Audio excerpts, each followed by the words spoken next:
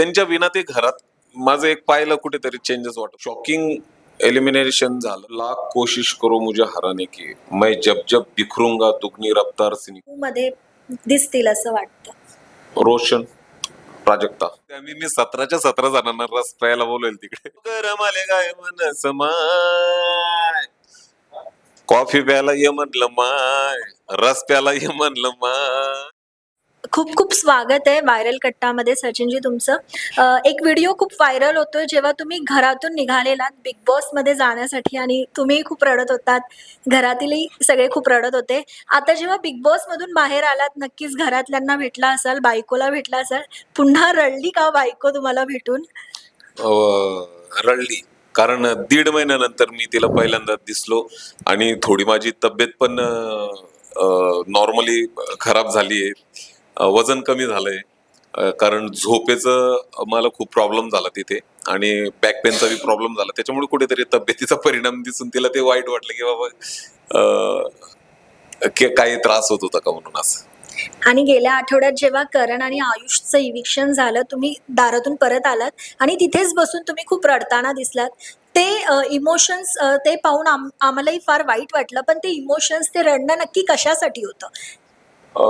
2 गोष्टींसाठी होतं. पहिला मुद्दा, माझे इतके चांगले जवळचे मित्र की ज्या मित्रांशी मी गेल्या 1 महिनाभरापासून इतकं चांगलं आम्ही एका ताटात जेवायचो, करण आम्ही वगैरे. त्याच्यामुळे मला ते वेगळं वाटत होतं. त्यांच्या विना ते घरात माझं एक पाहिलं कुठेतरी चेंजेस वाटत होतं. आणि तुमच्या ग्रुपमधले तसे एक एक सदस्य बाहेर पडलेत आणि काटा ग्रुप म्हणा किंवा टोळी म्हणा, कोणी गेलं नाही. तर आता बाहेर पडल्यावर असं वाटतंय का की या ग्रुपमधून आपण खेळायला हवं होतं, टोळीमधून किंवा काटा ग्रुपमधून? नाही, कुठेतरी शॉकिंग माझं पण आणि कारणचं पण एलिमेंट आमचं झालं. ते शॉकिंगच आहे. मी त्या गोष्टीवर आज बी तेच मला वाटतंय. कुठल्या गोष्टीची आता खंत वाटते बाहेर निघाल्यावरती? मला जायचं होतं पुढेपर्यंत, पण हे जे मी तेच बोलतोय की शॉकिंग एलिमिनेशन झालं तर मला ते वाईट वाटतंय की अजून मला तिथे थांबणं होतं. कारण बाहेर येऊन मी प्रेक्षकांचं प्रेम पाहिलं, ते इतकं सपोर्ट असल्यानंतर मी शक्यच नाही ना, बाहेर निघूच शकत नव्हतो. पण कसं निघालो मलाच माहिती नाही. पण प्रत्येक वेळी ना नॉमिनेशन टास्कमध्ये तुम्हाला नॉमिनेट केलं जात होतं. तर त्यामुळे तुम्ही वीक कंटेस्टंट आहात असं सांगण्यात येत होतं. याने तुमची ताकद वाढत होती की खच्चीकरण होत होतं? की आणि एका आठवड्यात तर तुम्ही नॉमिनेशनमध्ये खूप भावूक होताना सुद्धा दिसला होता. मी नॉमिनेशनच्या याच्यात मुद्दा मांडताना माझा एक डायलॉग होता, एक काही शेर बोललो होतो, तुम लाख कोशिश करो मुझे हराने की, मैं जब जब बिखरूंगा दुगनी रफ्तार से निखरूंगा. माझा कॉन्फिडन्स वाढत होतो आणि त्यानुसार मी अजून मजबूत होत होतो. आणि रोशन बरोबर तुमचं एक चांगलं बॉन्डिंग पाहायला मिळालं, जरी तो टोळीतला असला तरी. पण असं दिसताना असं दिसतंय की ना टोळी रोशनला खेळवतेय. तो जसं विशाल म्हणतोय तसं रोशन करतोय. तुम्ही जवळून पाहत होतात. रोशनच्या खेळाबद्दल तुमचं काय? नाही, आता काय आहे ना, 3-4 लोक सोबत राहिल्यावर काही गोष्टींमध्ये एकमेकांचा आपण काही सल्ले ऐकतो. पण मला नाही वाटत की रोशन सगळ्याच पद्धतीनं तो त्यांच्यावर डिपेंड आहे. त्याचे स्वतःचे पण स्टँड आहे, स्वतःचे पण मुद्दे आहे.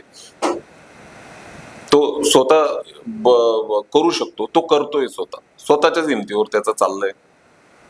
आणि घरात बरीच नाती बनताना दिसली. तुमचं आणि प्राजक्ताचंही भावा बहिणीचं नातं बनताना दिसलं. पण असं कुठलं नातं वाटतं घरातलं की जे गेमसाठी बनलंय, जे खरं नाहीये, हे फक्त दाखवण्यासाठी? असं कुठलं नातं बनलंय असं वाटतं?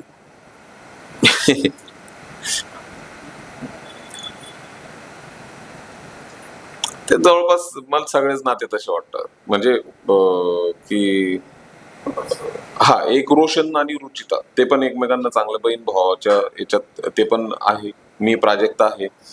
बाकी मला गेमच्या हिशोबाने असू शकतं काही स्ट्रॅटेजी त्यांची.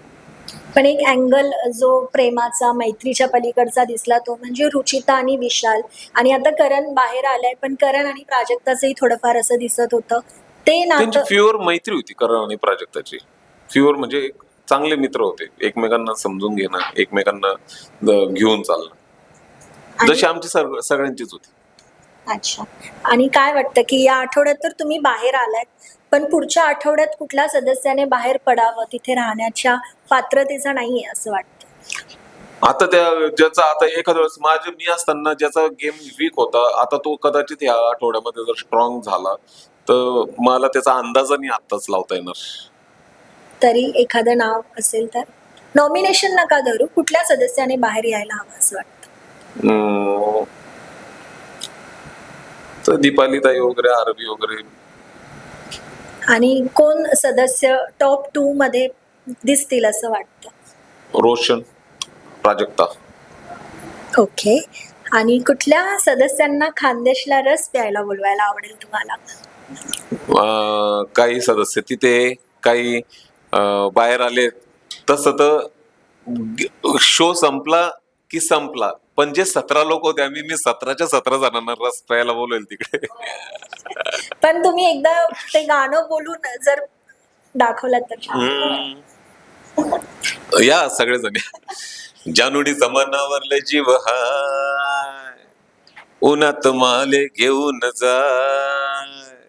जानुडीचा मनावरले जीव हाय, उन्हात माले घेऊन जाय. मनी मोगर माले गाय मन समाय.